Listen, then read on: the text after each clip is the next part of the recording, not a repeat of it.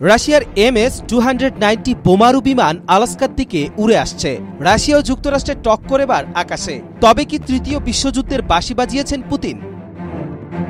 বিশ্ব রাজনীতির কেন্দ্রবিন্দুতে আবারও উত্তেজনা সৃষ্টি হয়েছে যখন রাশিয়ার প্রেসিডেন্ট ভ্লাদিমির পুতিন তার সামরিক শক্তি ও কৌশলগত অবস্থান নিয়ে বক্তব্য দিয়েছেন। গত সপ্তাহে পুতিন পশ্চিমা শক্তির বিরুদ্ধে তীব্র ভাষায় সমালোচনা করেছেন এবং একের পর এক যুদ্ধবিরোধী হুমকি দিয়েছেন। তিনি বলেন, রাশিয়ার নিরাপত্তা ও সার্বভৌমত্ব রক্ষায় আমরা যে কোনো ত্যাগ স্বীকার করতে প্রস্তুত।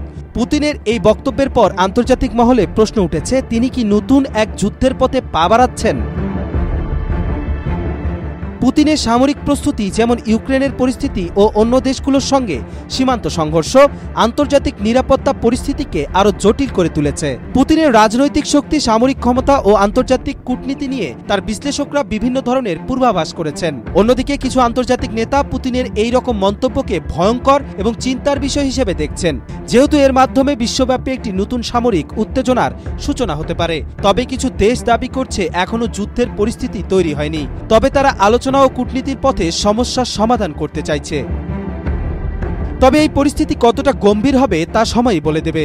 বর্তমান বিশ্ব পরিস্থিতি অনেক বেশি অস্থির এবং পুতিনের একক সিদ্ধান্ত এই গতি ও দিক নির্ধারণ করতে পারে। তৃতীয় বিশ্বযুদ্ধের সম্ভাবনা নিয়ে চিন্তাভাবনা আরও বাড়ছে, কিন্তু এখন পর্যন্ত উত্তেজনা কাটানোর জন্য আন্তর্জাতিক পরিসরে প্রচেষ্টা অব্যাহত রয়েছে। বিশ্বের সকল চোখ এখন রাশিয়া, ইউক্রেন এবং অন্যান্য দেশের সামরিক কর্মকাণ্ডের দিকে।